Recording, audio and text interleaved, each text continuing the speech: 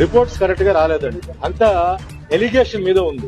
ఆ సమయంలో ఎవరు అఫీషియల్స్ ఉన్నారో, ఆ సమయంలో ఎవరు బోర్డులో ఉన్నారో, ఎవరెవరు దీనికి ఇన్ఛార్జ్ ఉన్నారో వాళ్ళందరినీ అరెస్ట్ చేసి 2 సంవత్సరాలు లోపల పెట్టాలి. ముఖ్యంగా ఈ రిలీజియన్ విషయంలో ఎవరు తప్పు చేయకూడదు. అది హిందూ ఉండొచ్చు, ముస్లిం ఉండొచ్చు, క్రిస్టియన్ ఉండొచ్చు. ఒక పుణ్యక్షేత్రానికి వెళ్లి మన దేవుడి దగ్గర అంటే దండం పెట్టుకుని ఒక ప్రసాదం తీసుకున్నప్పుడు అది కల్తీ అంటే అంతకన్నా ఇంకా ద్రోహం ఇంకేముందండి. అది చాలా జరిగి ఉంటే మటుకి చాలా పెద్ద తప్పు. ఇది క్లారిటీ లేదు. అంటే ఆ గవర్నమెంట్ ఉన్నప్పుడు నడిచిందా, గవర్నమెంట్ మారినప్పుడు ఇది మారిందా అని అంతా కొంచెం ఊహాగానంలో ఉంది. ఇక్కడ జరిగింది ఉంది. ఎందుకంటే కొందరు ఏమంటున్నారు, 2 ట్యాంకర్లు వచ్చింది ఆపేరు, ట్యాంకర్ టెస్ట్ చేస్తే అది కల్తీగా ఉంది తెలిసింది, వెనక్కి పంపించేశారు అంటున్నారు. వెనక్కి పంపించిన తర్వాత ఏ నెయ్యి వాడారు అది మనకు తెలియదు. దానికి ముందు ఏ నెయ్యి వాడారు అది తెలియదు. సో అది క్లారిటీ వస్తే మట్టుకి అది గనక అలా మోసం చేసి ప్రజల్ని మోసం, ఎందుకంటే ఈ ప్రపంచ ప్రజల్ని మోసం చేసినట్టే. ఒక తిరుపతి విషయం తీసుకుంటే ప్రపంచం మొత్తం వెళ్తుంది ఈ ప్రసాద్. చాలా అన్యాయం.